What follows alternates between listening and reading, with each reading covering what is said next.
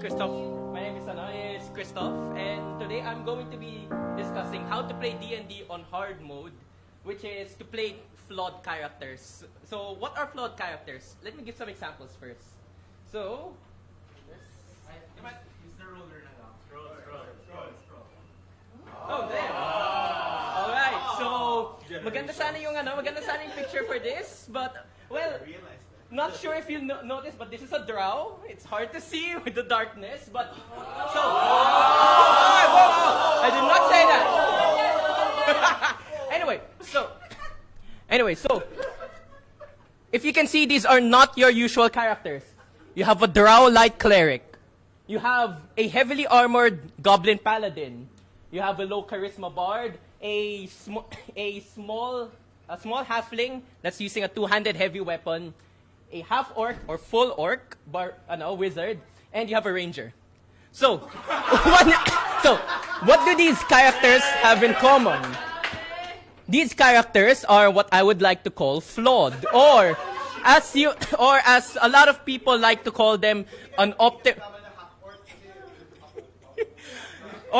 they're flawed, or as a lot of people like to call them unoptimized, or at worst, weak. Now, why do I like weak characters? So, what are flawed characters, Mona? They have 4 characteristics and 4 ways on how you can make a flawed character. First is self-imposed. This is when the player or the character himself has the handicap deliberately. So this could be a personality flaw. For example, I'm a Triton that's afraid of water.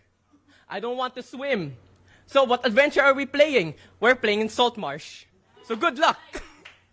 You have bad stat rolls. Usually this is in homebrew. So you want to play a barbarian and you roll and you have 8 strength and 8 constitution. But you have high charisma, which is nice. The race and class, the combination for this. So, for example, the one a while ago, the small character but using heavy weapons, that could be only one of them. This is when the race features doesn't really benefit the class.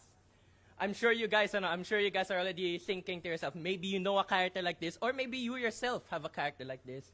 Now, another character build, this is when you have an unusual character build unusual multi-class like a monk paladin, so you could smite when you do an unarmed strike. Or maybe the archetype or the class itself is not really that optimized or as strong as the rest. For example, like 4-element monk or something like that.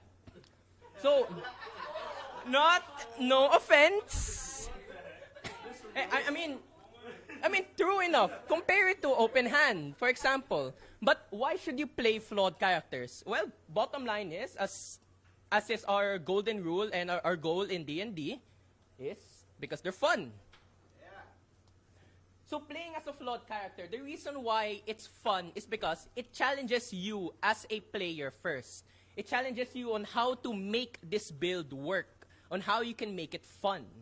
And it keeps the game fresh because this is something that possibly you've never seen before. Like, you always see half-elf bards, half-elf sorcerers, but you don't really see like half orc or maybe full orc casters. It's hard to. They can't, or you don't want them to. They can. Now, also, character over mechanics. Sure, you may have bad rolls, but just because you have bad rolls or bad stats doesn't mean that your RP should be good. You make it work na lang instead.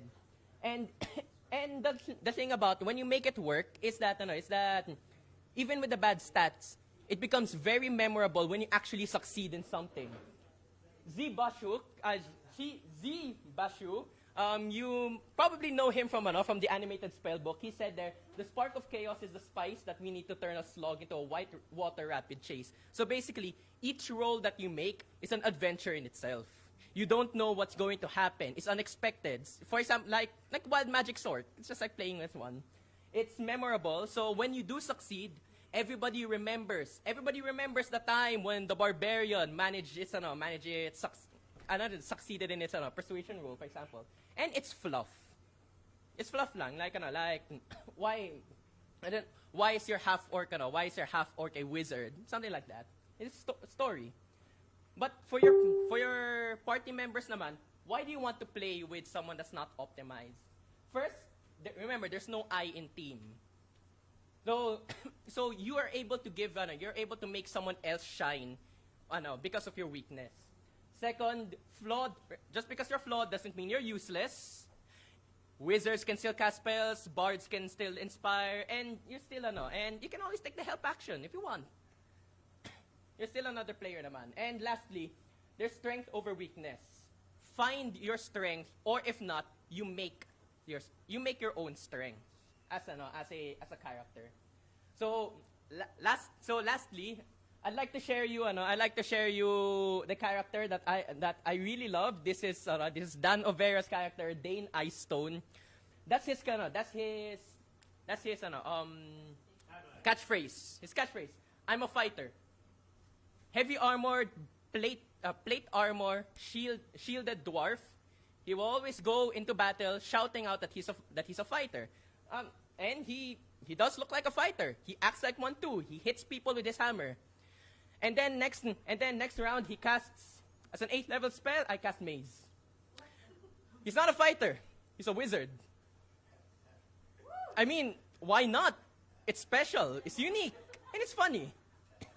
So, yeah, and just because he didn't build an effective character doesn't mean that he has to be that doesn't mean that he isn't fun. So that I think na overtime ako, but still, thank you for listening to